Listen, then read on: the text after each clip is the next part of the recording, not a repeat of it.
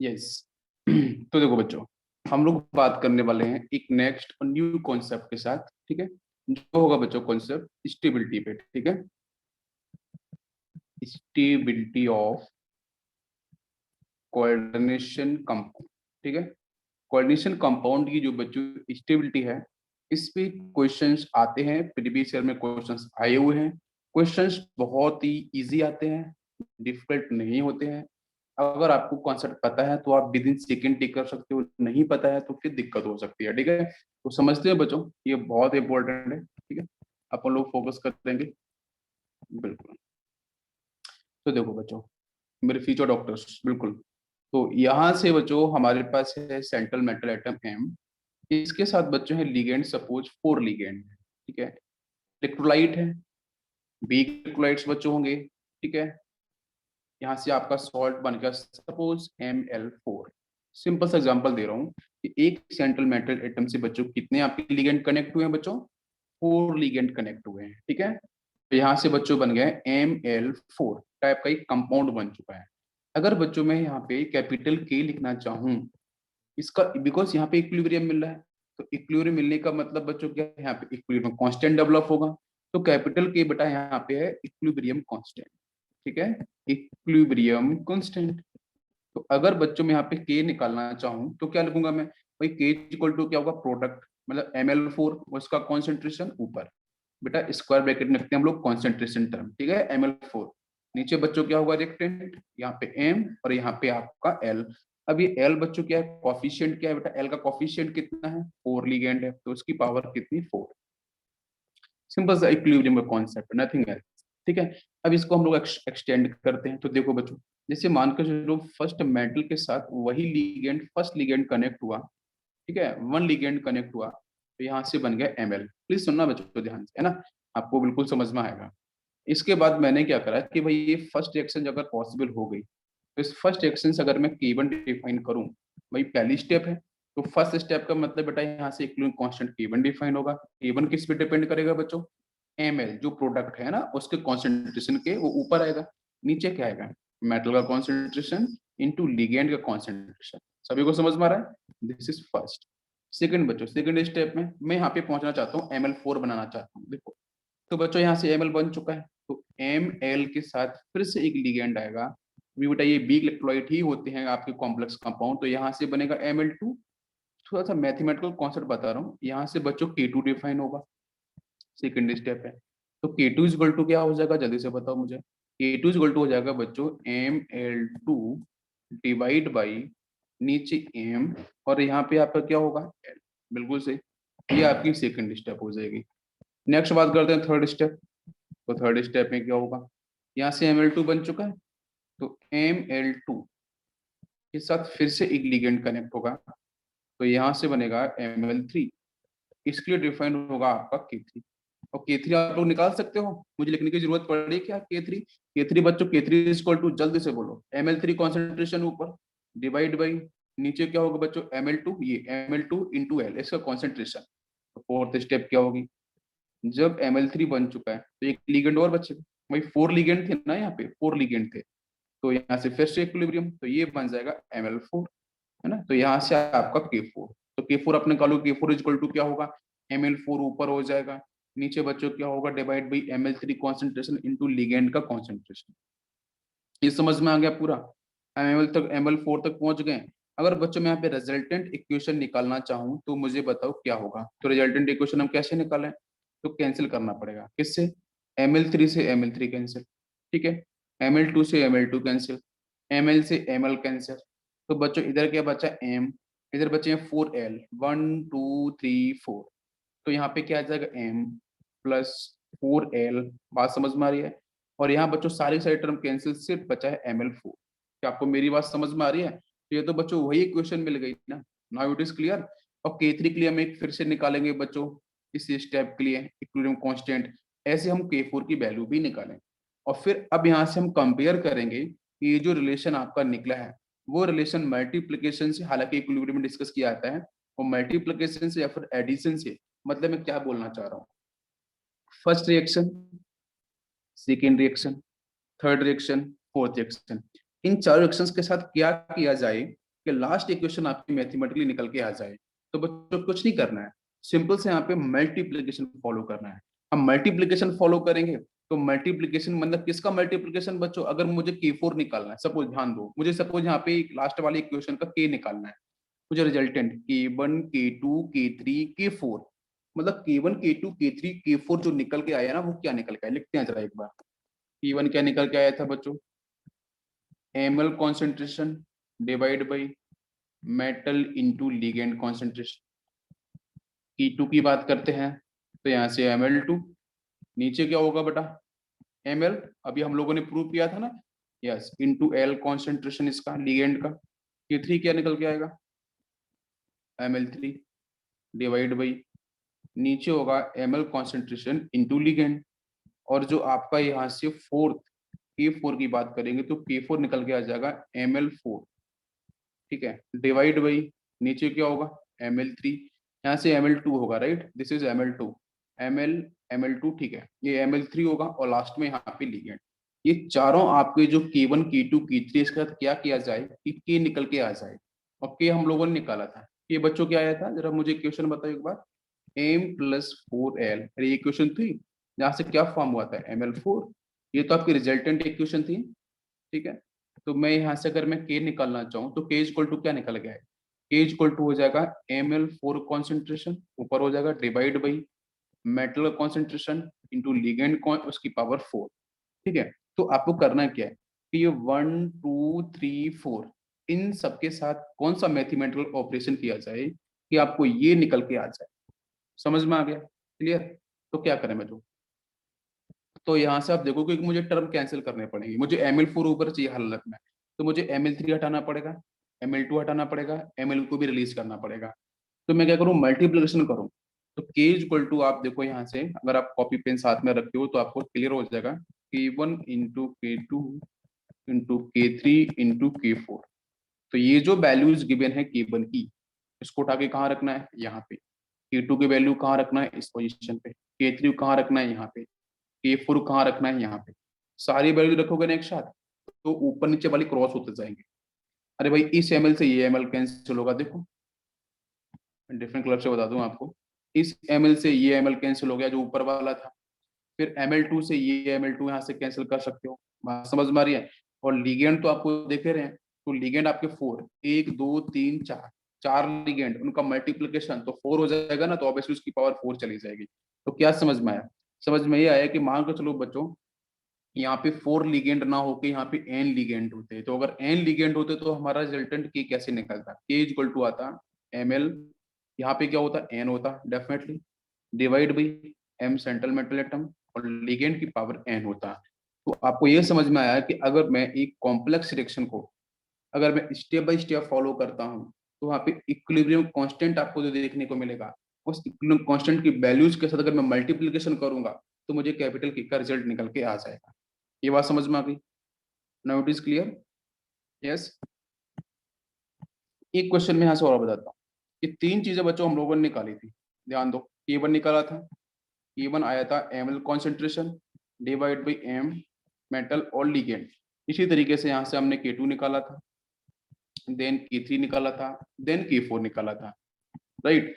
तो क्वेश्चन हमारा ये है कि K1 K2 K3 K4 इन सब में से बड़ी वैल्यूज बच्चों किसकी होगी, ठीक है, बताओ कौन सी वैल्यू आपकी बड़ी होगी। तो K4 बच्चों सबसे कम होता है, मैं इसके रिजल्टेंट वैल्यू बता रहा हूँ, इसकी जो मैथमेटिकल वैल्यूज है ना उसकी बात कर रहा हूँ। तो यहाँ से K4 आपका सबसे कम होगा, K3 उससे अधिक होता है, K2 की वैल्यू उससे ज्यादा होगी, K1 की वैल्यू सबसे ज्यादा। ऐसा क्यों होगा, कोई बता सकता है मुझे, क्योंकि मैंने K1 जब निकाला था तो रिएक्शन हमारी क्या थी, पहली स्टेप के अंदर फर्स्ट स्टेप में सिंपल रिएक्शन थी कि बच्चों मेटल के साथ एक लिगेंड कनेक्ट हुआ था और यहाँ से Ml का फॉर्मेशन हुआ था। तो आप मुझे यहाँ पे देख सकते हो कि भाई यहाँ पे जो कॉन्सेंट्रेशन, जब मैं इसको लिखता हूँ ना K1 लिखता हूँ तो K1 लिखने पे Ml ऊपर आता है, तो K1 directly proportional to Ml, समझ में आ रहा है। नीचे क्या है बच्चों, M और L है, तो M और L, क्योंकि जो नेक्स्ट स्टेप आने वाली है सेकंड स्टेप, अगर मैं K2 के बारे में बात करूँ तो वहां पे क्या आता है, वहां पे आता है Ml प्लस L आता है, देन यहाँ से बनता है Ml2। तो आपको पता है कि कोई भी जो रिएक्शन है वो इनिशियल स्टेप के अंदर फास्ट होती है, और सिंपल सा पता है कि कोई भी रिएक्शन का रेट है, चाहे वो स्लो स्टेप रिएक्शन है चाहे फास्ट स्टेप है, कोई किसी भी टाइप की केमिकल रिएक्शन हो, तो जो उसका पहला स्टेप होता है, जो फर्स्ट स्टेप होता है, वो बच्चों काफी फास्ट होता है। ठीक है, first step always fast maximum cases के अंदर।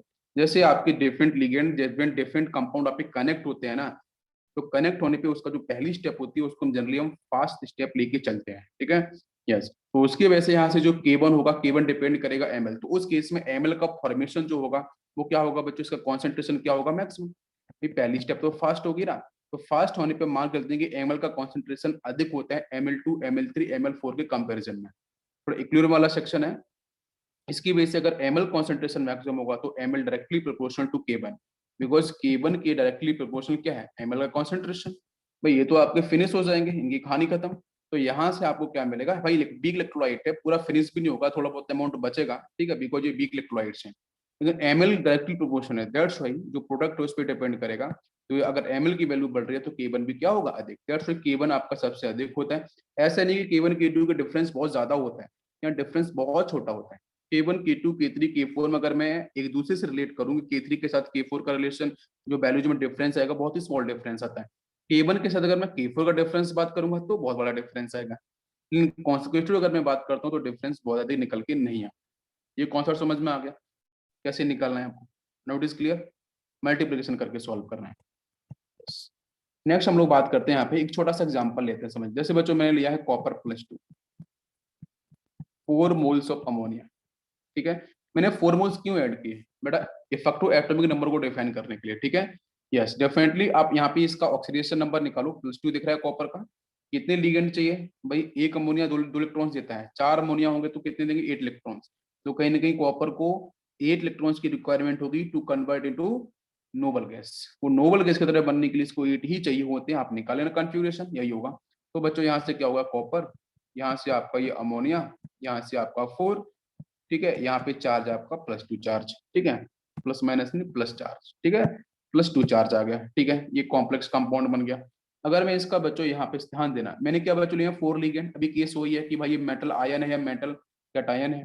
इसके साथ बच्चों यहाँ पे क्या है, 4 लिगेंड है, मैंने बताई थी, तो यहाँ से क्या बना था, Ml4 बना था। होल चार्ज आप प्लस माइनस जो भी है वो n कर लो, कोई दिक्कत नहीं है। ठीक है, अच्छा ध्यान देने वाली बात है। तो इसको हमने कुछ फॉलो किया था स्टेप बाय स्टेप, कि एम के साथ एल आया था Ml बना था, Ml के साथ फिर एल आया तो Ml2 बना था, Ml2 के साथ एल आया तो Ml3 बना था। ये स्टेप कुछ फॉलो हुई थी। तो मुझे बताओ यहाँ से मैं लिखूँ बेटा रिजल्टेंट K4 लिखो या β4 लिखो, ये रिप्रेजेंटेशन होता है K4 या β4।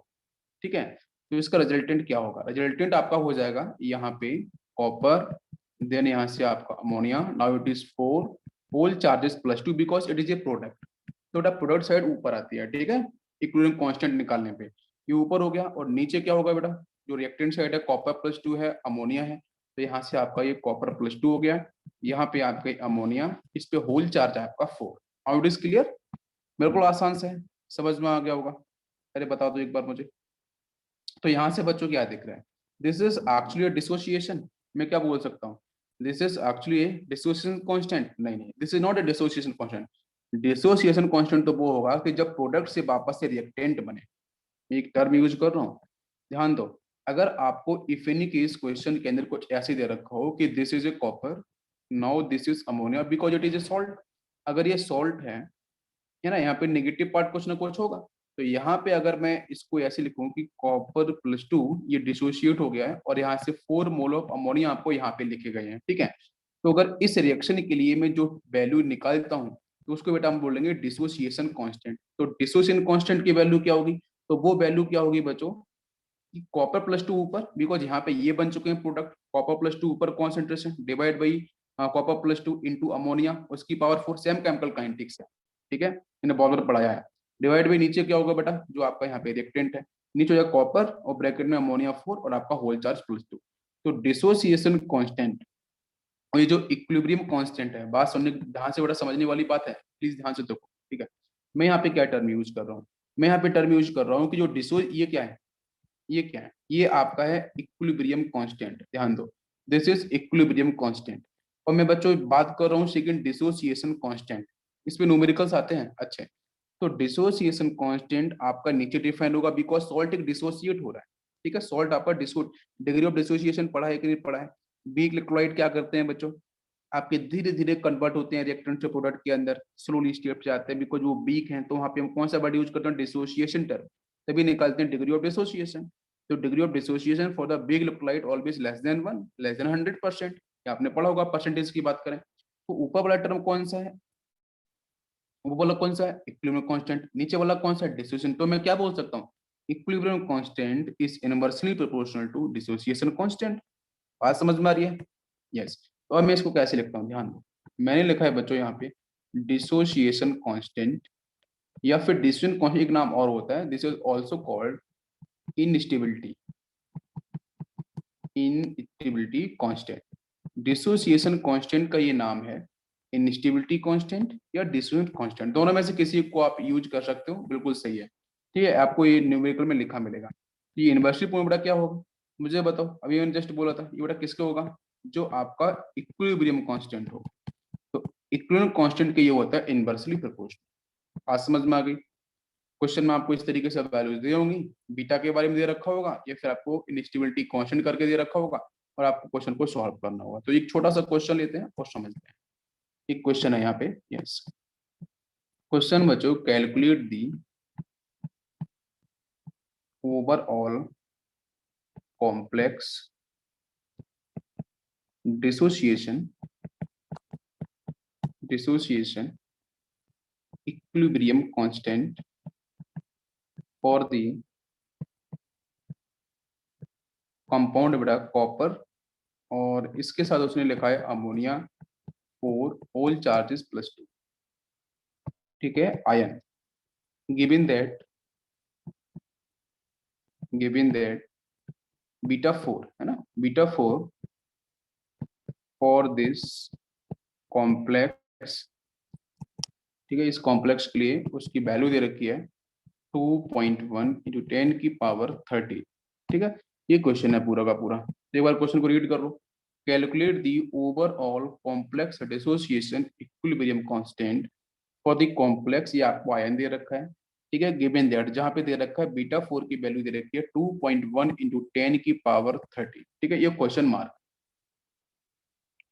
तो यहाँ से आपको बीटा 4 की वैल्यू दे रखी है। तो अभी हमने पढ़ा था कि जो आपका डिस्ट्रीब्यूशन कांस्टेंट है वो इनवर्सली प्रोपोर्शनल टू बीटा 4 होता है। एक्चुअली समझने वाली बात क्या है, समझने वाली बात यहाँ पे ये है कि आपको निकालना है कॉम्प्लेक्स डिसोसिएशन कांस्टेंट। ठीक है, तो आपको ये जो आपको आयन दे रखा है उसको आप डिस्ट्रीब्यूट करके लिखना पड़ेगा। तो देखते हैं इसका सॉल्यूशन। यस, देखते हैं इसका सॉल्यूशन। तो इसका देखो सॉल्यूशन क्या होगा। सॉल्ट दे रखा है, कॉपर के साथ कितना प्रेजेंट है, 4 अमोनिया है, और होल चार्ज क्या है, +2 है। तो इसको डिसोसिएट करो। तो अगर मैं इसको डिसोसिएट करूंगा तो यहाँ से क्या मिलेगा, कॉपर +2। आप लिख सकते हो सिंपल इस तरीके से, और आपका यहाँ पे अमोनिया। ठीक है, प्रीवियस क्वेश्चन है। हाँ, तो यहाँ से बच्चों आपका जो डिसोसिएशन कांस्टेंट होता है वो inversely proportional to equilibrium constant होता है, बीटा 4 होता है। ठीक, तो मैं इसमें क्या करूँ, 1 डिवाइड बाई नीचे 4.7 इंटू 10 की पावर -14, इसको ऊपर लेके चले जाओ। तो यहाँ से आपका जो सही ऑप्शन है वो 4.7 इंटू 10 की पावर 14। ठीक है, this is the right answer. Yes, question में क्या दे रखा है, सॉरी दिस इज -30 बेटा, यहाँ पे 13 दे रखा है, बाई मिस्टेक यहाँ पे 13 दे रखा है। मैंने एक सेकंड यहाँ 14 कर दिया है, इसको चेंज कर देते हैं। ठीक है, यहाँ पे क्या दे रखा है आपको, 13 दे रखा है, तो -13 हम लोग यहाँ पे, sorry this is 13 only. Yes, this is 13 only. ठीक है, और जब मैं इसको लिखूंगा तो 4.7 तो नहीं होगा, 1 से, वो 10 की पावर में चेंज होगा। वो 1 डिवाइड बाई 4.7 होगा। नहीं नहीं, ये 1 डिवाइड बाई 4.7 होगा, राइट। Okay, clear. 2.1 दे रखा है यार, मैंने यहाँ भी गलत लिख दिया, दूसरे ऑप्शन का कंटेंट हो गया ये 2.1। अब ठीक है, 2.1 इंटू 10 पावर 30। ठीक है, फिर इसको सॉल्व करो। अब सही है, बिल्कुल सही है, बिकॉज बीटा 4 की वैल्यू तो यही है ना, 2.1 इंटू 10 पावर 30, बिल्कुल सही है। तो अब इसको अगर सॉल्व करोगे तो जो 10 पावर 13 है, अगर आपको डेसिमल बाहर निकालना भी है तो उसको भी सॉल्व कर सकते हो। अब सही आंसर बैठेगा, अब श्रुति ने सही बताया। तो अब इसका आंसर जो होगा वो करेक्ट होगा 4.7 इंटू 10 की पावर -14। ठीक है, अब डेसिमल को शिफ्ट कर लो, बिकॉज ऑप्शन -14 में दे रखे हैं सारे के सारे, 4 ऑप्शन है वो -14 के साथ। ठीक है, तो -14 में उसे आप चेंज कर सकते हो, कन्वर्ट कर सकते हो, बिकॉज ये वैल्यू जब ऊपर जाएगी तो -13, और इसमें आपका डेसिमल को शिफ्ट करना है, बिकॉज 1/2.1 इसको तो कैलकुलेट करना ही पड़ेगा ना। अरे बात समझ में आ रही है? 1/2.1 को तो कैलकुलेट करना ही पड़ेगा ना। क्लियर? समझ में आ गया सभी को? बिल्कुल। तो ये आपका होगा यहाँ से राइट आंसर। इस तरीके से क्वेश्चन प्रीवियस ईयर में डिस्कस किए गए। अब बात करते हैं factors affecting stability. Factors affecting stability, ठीक है। ये कौन कौन से फैक्टर्स ऐसे हैं जो कॉम्प्लेक्स कंपाउंड की स्टेबिलिटी को अफेक्ट करते हैं, ठीक है, चेंज करते हैं। तो देखते हैं बच्चों, जैसे मैंने कॉम्प्लेक्स कंपाउंड लिखा है K4Fe(CN6), हम लोग बहुत पहले से पढ़ते हैं, ठीक है। It is a big electrolyte, equilibrium show करेगा 4K+ ब्रैकेट में Fe, देन बच्चों यहाँ से साइनाइड 6 होल चार्जेस -4, ठीक है। ओके, तो सबसे पहले हम बात करें, अगर ये कंपाउंड दे रखे हैं इस तरीके से, बहुत सारे कंपाउंड दिए होंगे 4 ऑप्शंस के अंदर, ठीक है। तो पहले हम फैक्टर्स की बात करते हैं साइज के साथ। Size of central metal atom या सेंट्रल मेटल आयन।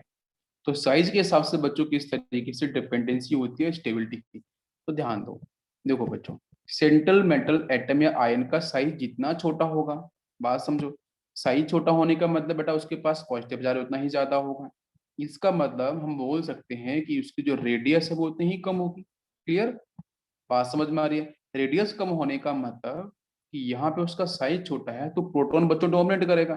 पता है कि प्रोटॉन अगर डोमिनेट करेगा तो इसका मतलब वहां पे जो न्यूक्लियस चार्ज है, जो न्यूक्लियर चार्ज है, न्यूक्लियस जो होंगे बच्चों, वो प्रोटॉन्स होंगे, वो एक्टिवेट हो जाएंगे। आपको मेरी बात समझ में आ रही है? तो इस केस में जो न्यूक्लियर चार्ज की जो वैल्यू है वो आपकी इंक्रीज कर जाएगी। तो फाइनली इफेक्टिव न्यूक्लियर चार्ज भी इंक्रीज करेगा, जिसकी वजह से वहां पे जो स्टेबिलिटी होती है वो बच्चों कैसी होगी? मैक्सिमम। कैसी होगी? मैक्सिमम। तो साइज अगर जितना छोटा है, रेडियस उतनी बच्चों छोटी होगी, तो उस केस में उस कॉम्प्लेक्स कंपाउंड की स्टेबिलिटी भी क्या होगी? जनरली मैक्सिमम होती है। समझ में आ गया? हम साइज के ऊपर पहले बात कर रहे हैं, ठीक है। Now it is clear. Example लेंगे बच्चों। सेकंड हम लोग कैटेगरी की बात करते हैं। Second factor is the charge. Charge on central metal atom, जिसको मैंने साइज से रिलेट किया था, ठीक है, चार्ज को। तो चार्ज के बेस पर अगर बात करते हैं, क्वेश्चंस आते हैं बच्चों इन पे ना, इसलिए ध्यान देना। तो बच्चों अगर मान के चलो कि जो चार्ज है, चार्ज अगर बच्चों मैक्सिमम है, अब ये सेंट्रल मेटल एटम है, आयन है, तो बच्चों मेटल के पास तो पॉजिटिव चार्ज ही अधिक होता है, ठीक है। तो अगर पॉजिटिव चार्ज अधिक होगा, इसका मतलब बच्चों समझ में आता है कि यहाँ पे जो आपका ऑक्सीडेशन नंबर की वैल्यू होगी ना, वो आपकी मैक्सिमम होगी, ठीक है, किसी के रिस्पेक्ट में। तो ऑक्सीडेशन नंबर की वैल्यू अगर मैक्सिमम है, पॉजिटिव चार्ज अगर मैक्सिमम है, तो इसका मतलब यहाँ पे जो नंबर ऑफ प्रोटॉन्स होंगे वो बेटा डोमिनेट करेंगे। बिल्कुल सही। तो यहाँ पे जो फोर्स ऑफ अट्रैक्शन है उसकी वैल्यू ज्यादा होगी। समझ में आया? न्यूक्लियस ज्यादा तेजी से अट्रैक्ट करेगा, ज्यादा तेजी से बॉन्डिंग होगी बच्चों लिगेंड की आपके सेंट्रल मेटल एटम या आयन के साथ। तो उस केस में जितना ज्यादा चार्ज होगा, तो उस केस में जो स्टेबिलिटी की वैल्यू है बच्चों वो भी क्या होगी? मैक्सिमम होगी। स्टेबिलिटी का मतलब क्या? बॉन्डिंग से है, स्ट्रॉन्ग बॉन्डिंग से मतलब है। जैसे मैं एग्जांपल देता हूँ, ध्यान देना। जैसे लिखा है मैंने आयरन, यहाँ लिखा है मैंने साइनाइड 6, और इस पे चार्ज लिखाया मैंने -4। This is first compound. Second compound लिया मैंने यहाँ पे iron. Now this is cyanide 6, इस पे चार्ज है -3, है ना, K3 भी होता है। चलो अब बताओ कि इन दोनों में से मोर स्टेबल कौन सा? इन दोनों में से मोर स्टेबल कौन सा? आप ऑक्सीडेशन नंबर चार्ज के ऊपर बात कर सकते हो, साइज के ऊपर भी बात कर सकते हो, ऑक्सीडेशन नंबर निकल के। बाकी ये बताओ दोनों में से मुझे बताओ यहाँ पे स्टेबिलिटी किसकी है, फर्स्ट या सेकंड? चार ऑप्शन दूं? First greater than second, second greater than first, first is equal to second, and last में नॉन ऑफ दीज। कौन सा ऑप्शन हमारा सही बैठेगा? जल्दी से बताओ मुझे, सिंपल सा क्वेश्चन है यार। Yes please. Two. Two is more, two is more, बिल्कुल। तो टू आपका क्यों ज्यादा है? बिकॉज अगर आप यहाँ पे निकालोगे, सीएन बच्चों क्या है? सीएन तो -1 में ही होता है। तो फर्स्ट वाले का जरा ऑक्सीडेशन नंबर तो नहीं निकालो आप। तो देखो क्या आएगा, एक्स आयरन के लिए +6 इंटू साइनाइड का -1 इज इक्वल टू -3। तो ये तो बच्चों -6 हो जाएगा, उधर जाएगा तो +6 हो जाएगा, +3। तो एक्स की वैल्यू बच्चों +3 आ जाएगी, ठीक। पहले वाले केस में +3। अरे क्लियर हो रहा है क्या? एक सेकंड, यहाँ पे +-4 था, सॉरी बेटा, ये ना यहाँ पे एक सेकंड, ये आपका -4 था। यस, तो -4 है तो यहाँ से आपको 2 मिलेगा, राइट, दिस इज 2। इसको हम लोग 2 कर लेते हैं। तो यहाँ पे आयरन किस स्टेट में बच्चों?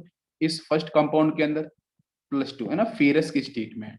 सेकंड वाले में निकालते हैं तो अभी मैंने इसको डिफाइन भी किया था, आप निकाल भी सकते हो फिर से, x +6 इंटू 6 लिगेंड है आपकी, CN पे चार्ज -1 होता है तो ये -6 होगा, इज इक्वल टू -3।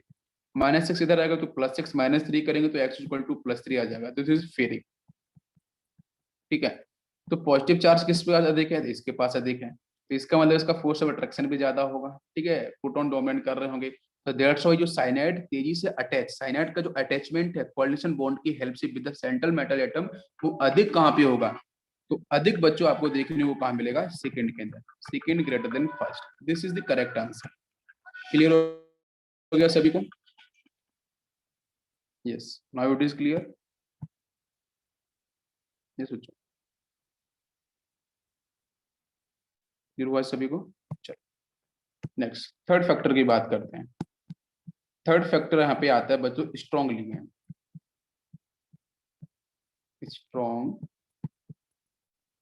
लिगेंड। ठीक है, अगर स्ट्रॉन्ग लिगेंड की बच्चों हम बात करते हैं, ठीक है, तो मैंने बताया था बेटा कार्बन है, नाइट्रोजन है, अगर वो डोनर साइड्स होते हैं स्ट्रॉन्ग लिगेंड में, छोटा साइनाइड है, क्लोरीन तो वीक लिगेंड होते हैं, हेलोजन वीक लिगेंड होता है। जैसे मैं एक क्वेश्चन दूं तो समझ में आएगा, ध्यान दो। जैसे मैंने यहाँ पे एक ऑप्शन दिया आपको, FeCN6 whole charges -3, second compound लिया मैंने यहाँ पे iron, now this is chlorine 6 और इस पे होल चार्जेस -3। आपको पता है ना दोनों में से स्टेबिलिटी किसकी अधिक, दोनों में से स्टेबिलिटी किसकी अधिक, तो आप यहाँ पे ऑक्सीडेशन नंबर फॉलो करोगे, तो ऑक्सीडेशन नंबर फॉलो करो तो ऊपर क्लोरीन का CN का भी -1, तो ऑक्सीडेशन दोनों का बराबर आएगा, तो उससे तो आंसर बनेगा नहीं। फिर उस केस में चेक करो बेटा, यहाँ पे CN है, यहाँ पे हेलोजन है, तो यहाँ पे कार्बन डोनर साइड्स है, इसका मतलब यहाँ पे जो CN होगा ये बेटा होता है स्ट्रॉन्ग लिगेंड, बिल्कुल सही आप लोगों ने आंसर किया है। ठीक है, यहाँ पे जो आपको क्लोरीन दे रखा है वो क्लोरीन बेटा कैसा होता है, वीक लिगेंड। ठीक है, तो स्ट्रॉन्ग लिगेंड होगा, ज्यादा पेयरिंग करेगा, तो ज्यादा पेयरिंग करेगा तो वहाँ पे इलेक्ट्रॉन्स अधिक पेयर्ड होंगे, अधिक बॉन्डेड होंगे, डेट्स हो यहाँ पे, जहाँ पे बॉन्डेड, जहाँ पे इलेक्ट्रॉन जितने ज्यादा बॉन्डेड फेज में होते हैं वहाँ पे उसकी स्टेबिलिटी उतनी ज्यादा, because force of attraction maximum होता है। दैट्स व्हाई आपका फर्स्ट वाला केस क्या होगा, मोर स्टेबल, तो definitely first greater as compared to second, बिल्कुल सही। Out is clear, very easy. Next बच्चों बात करते हैं फैक्टर्स नंबर 4, फोर्थ फैक्टर, जहाँ पे बच्चों हम बात करते हैं चिलेटिंग, CHELETING। बेटा चिलेटिंग रिंग का मतलब क्या है, या चिलेटिंग लिगेंड का मतलब क्या है, लिगेंड का मतलब क्या है बेटा, चिलेटिंग का मतलब होता है रिंग, रिंग फॉर्मेशन। ऐसी लिगेंड बच्चों जो रिंग का फॉर्मेशन करते हैं सेंट्रल मेटल एटम के साथ, उनको बोलते हैं हम लोग चिलेटिंग लिगेंड या रिंग लिगेंड। ठीक है, इजी है बिल्कुल, जैसे मैं एग्जांपल दूं समझ में आपको आ जाएगा। जैसे मैंने फर्स्ट एग्जांपल दिया है क्रोमियम, आपको पता है जहाँ पे रिंग का फॉर्मेशन होते हैं वहां पे स्टेबिलिटी डेफिनेटली इंक्रीज करती है। ठीक है, रिपल्शन मिनिमाइज हो जाते हैं। नेक्स्ट मैं आपको सेकेंड एग्जांपल दूं chromium, now it is ethylene diamine and now this is ammonia 4 whole charges +3 and third is chromium ethylene twice कर लिया अपन ने, यहाँ पे अमोनिया 2 और ठीक है एक सेकंड, कितना हो गया, 6 हो गया ना, 4 यहाँ पे 2 इसका 6, यहाँ कितना जगह 4 और एक EN से 2 आपकी बाइडेंटेड है ना, 2 हो जाएगा 2 और 2 है तो आपका 4, 4 to 6 बिल्कुल है ना, 6 बिल्कुल सही है। यहाँ पे होल चार्ज +3।